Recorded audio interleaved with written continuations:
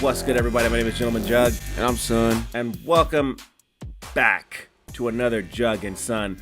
Doing WWE last week today. How you doing this week, boy? Yeet mode.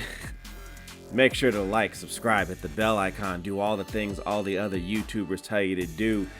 Son, I need you to take me to Raw. So we start off Raw with DM Hunk. And he's here and he's talking about what he did to CM Punk. He's like, you guys see that? He's like, I saw it. He's like, I got him, finally. I caught him. I got him. And he's like, and then I got his bracelet here. And he says, don't worry, CM Punk. Now I'm going to win because this time I got your wife and your dog with me helping me. Yeah. What's the dog's name? Larry? Yeah. The crowd was chanting Larry and he thought it was funny. It is funny, you know, because he got who he was trying to get. And he got his bracelet. And he's like, yep. Maybe CM Punk shouldn't be wearing bracelets then. Now he's got. You don't want people like DM Hunk taking them from you. So now the story is for the bracelet, you know? It's the bracelet's on the line, I guess. I assume that when CM Punk does fight him, I don't know how this fight is going to end, but I almost guarantee that at some point in time, CM Punk is going to go to DM Hunk and freaking get that bracelet back. I feel like since if Drew McIntyre gets to make it to Money in the Bank, I think CM Punk's going to be like, he's just going to be a referee that climbs a ladder or something. I feel like I want to see CM Punk do the exact same thing to Drew McIntyre and carry him to the stage. I want to see that. Just carry him the same way? Yeah. And then just pull his bracelet back? Yeah. That's what I want to see. So then after that, then we had we had Liv Morgan. I guess, you know, Dominic Mysterio helps her, saves her from Selena Vega and Rey Mysterio an accident, or he meant to do it, I guess, because he hates his dad. I mean, that's what it seems. It seems like in this way, Dom keeps saying no and Liv keeps pushing forward with yes. Meanwhile, Finn Balor's in the back just like got that smile on him. Yeah. You know, and I feel like Finn Balor is actually behind the scenes doing stuff. Well, because it gets worse because, I don't know. This makes Damian Priest look dumb to me because Damian Priest walks up to, the Judgment Day locker room and, Liv Morgan walks out and Finn's just sitting there on the couch and he's like, that looked kind of suspicious. And Finn's like, nothing's going on. He's like, oh, okay. I'm like, are you stupid? I mean, look, Damian Priest not always up there in the smarts as far as his character goes. I mean, I'm just saying, he's like, that looked kind of weird. And then Finn's like, it's not weird. He's like, oh, okay, I guess not. I'm like, sure. I'm like, come on. Liv Morgan just came out of the room and you're in the room that she just came out of and there's nobody else here. She's been after Dom's nuts this entire time. You know, but yet here she comes out of the room. Yeah, and you have her, and you stole the hotel key card, and so you did nothing with it. I don't know. Damien's supposed to be the leader right now, and I'm like, answer some questions. Ask him questions. Don't just take his answers. Just be like, oh, okay. Well, Damien's not all up there in the smarts department, so as a character. So, and we see that later when Seth freaking Rollins returns. Yeah, he came back. I was like, oh, he's back already. I'm like, okay, cool. He got back before Roman. 2 months, it's not that bad. Yeah, he healed from being broken by The Rock and Roman. And Drew. Yeah, well, it was 80 days ago or so, somewhere around the 80-day mark, that this all went down. And I don't have a problem with any of this. It seems fine, and I guess they're going to fight. I assume that Damian Priest is going to win. It's weird is that Damian challenges Seth and his reasoning for this. I mean, we have champion challenging the challenger. It doesn't happen often, but it has happened. But I don't like his reason. He's like, well, I wanted to cash in on you and I didn't. So I need to beat you so that it's better. I'm like, that's okay, fine, whatever. But you cashed it on the guy that beat him. So you just prove you're better than him by beating the guy that beat him. And then you did it again. So I don't know what to say about this, son. And then Seth's like, we got to raise the stakes, because we have to. So if I guess if Seth wins, Damian has to leave the Judgment Day, and Damian's like, yeah, I don't need them anyway. Yeah, well, we'll see what happens with that, because I'm pretty sure something's going to be said next week about what he just said. And, Gunther, I guess, came back from being possibly dead. I don't know if he was. I don't think he was, but I don't know. But what I do know is that... he doesn't have his crown. He doesn't need it. We all know him as King of the Ring. And he said, hey, whoever's on the other side, I'm going to beat that person. He's just lurking in the corner. He's like, I'm waiting for the guy at SummerSlam. Yeah, I mean, even though he hasn't wrestled anything for like, a month or so. So he doesn't need to. He's the king. He's the King of the Ring. He doesn't have to do any of that. This is Gunther, okay? And then we had what is it? We had Chad Gable just kind of in the ring after losing a match. And that's when, the lights go off, and this is Nikki Cross, but I don't know what the character name is supposed to be. Probably Sister Abigail, son. Yeah, probably. But I guess she crawls we got like fog everywhere, and then she crawls in the ring and scares Gable away, and then I guess they leave a tape, and, it's kind of funny because Michael's like, we have a tape here. It says play it, so we're going to play it. We're going to put it in our VHS machine we have in the back. We found one. I'm like, you found one? Convenient. So they play it, and it shows Bo Dallas, and I guess he's talking to Uncle Howdy, and Uncle Howdy's like, how do you feel exploiting your brother's legacy? I mean, look, I will say this. I know you, son, thought this was goofy as hell. I did not think this was goofy. I actually thought it was not bad. I thought it was pretty good. I didn't hate it. I didn't love it, but I didn't think it was terrible, whereas you completely clown this. I don't know. This was goofy to me because it's the way Uncle Howdy looks with those teeth. I was like, ugh. Because it's the voice, too. Because Bo's trying to, I think Bo Dallas is fine here. He's like, it makes sense what he's doing, okay. He's like, yeah, I feel sad about my brother and all that. Uncle Howdy's like, he's like, I hope they remember him. Like, did we make them remember? And he's like, yes, we did. I'm like, I mean, he didn't say it like that. That's what I heard. Like, yeah, I can't. I can take Bo seriously, but I can't take Uncle Howdy seriously. I just can't. Not after song. Is that gonna ruin the whole Wyatt Six for you? I don't think so, but maybe. I don't know. It's Uncle Howdy. Like the name, the face, whatever, his voice. I can't take it seriously. The Uncle Howdy.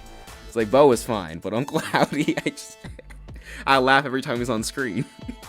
Okay, well, hey, that's your prerogative.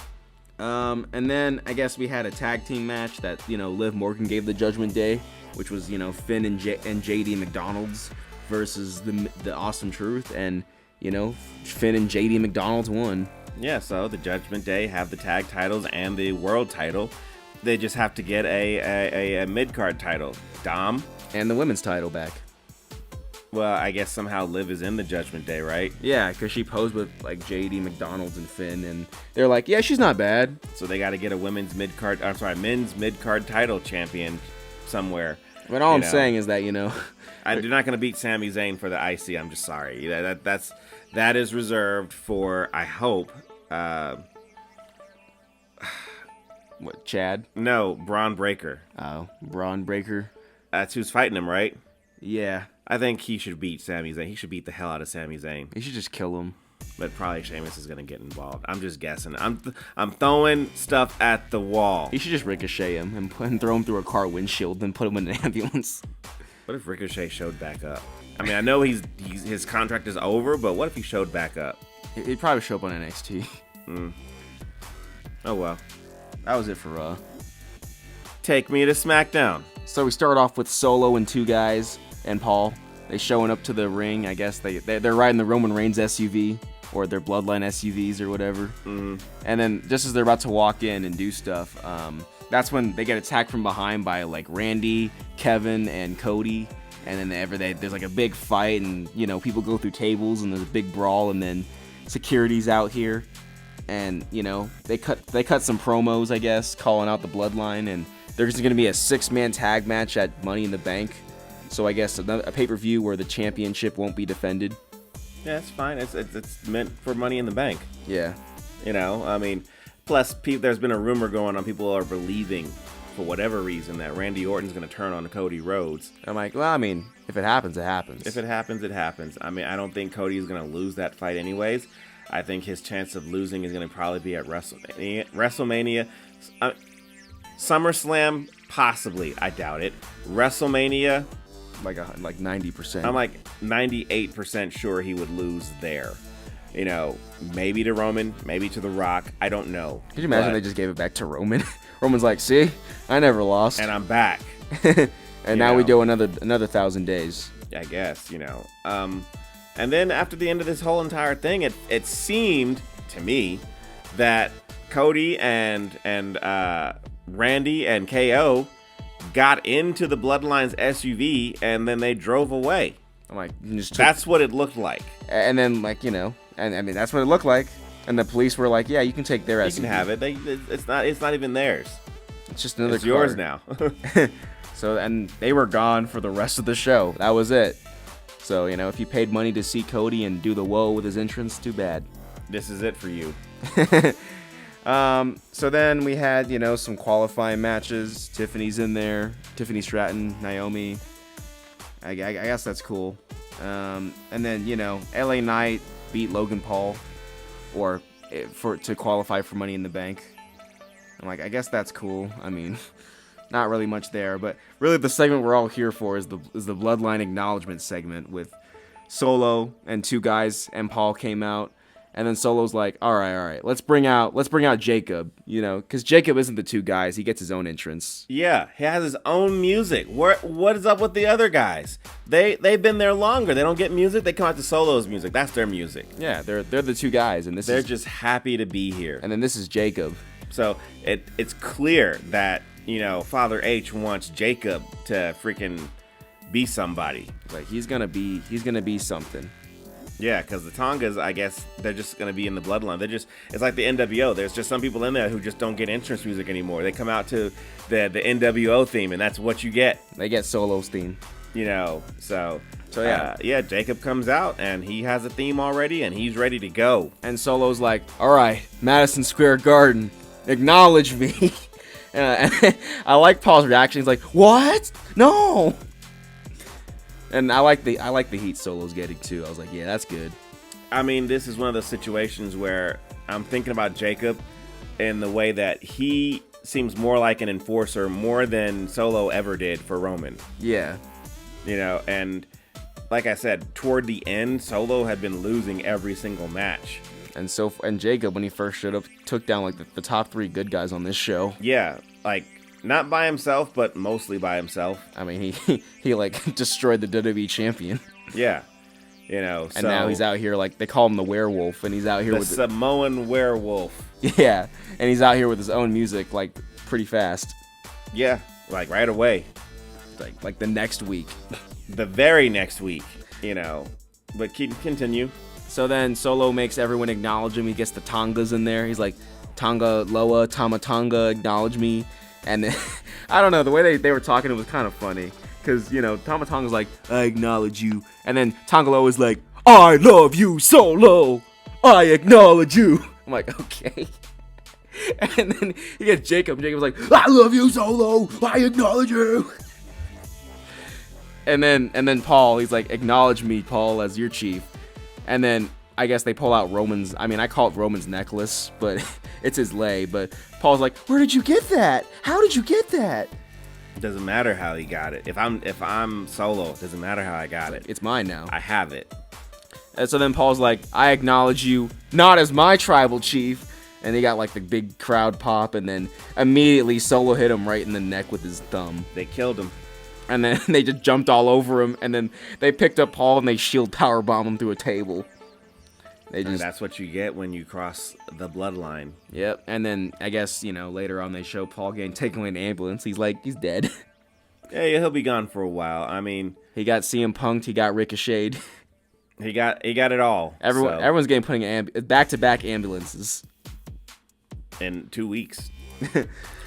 Look, I am kind of back on board with the bloodline stuff. I mean, I don't know. I'm just kind of in because I feel like I like how crazy everyone is. You got the Tongos where I'm like, what is this? And then you got Jacob. I'm like, okay, he's even crazier than them. And then you got Solo. And I'm like, okay. Hey, look, I'm excited to see where it goes. They've already killed the wise man, so let's see what happens next. So I'm like, Roman, do you watch the show? They killed your wise man. They took your stuff. They got your necklace. Yeah. Anyways, hey, listen, like, subscribe, hit the bell icon, do all the things all the other YouTubes tell you to do. Go in the chat area and spit some bars. No, I'm not gonna stop. I'm making that a thing. Okay. Hey, check us out on the X. Check us out on Instagram. Check us out on right here on YouTube, especially the Gentleman Jugcast, available wherever you listen to your podcasts. And the next one will be available When it's ready.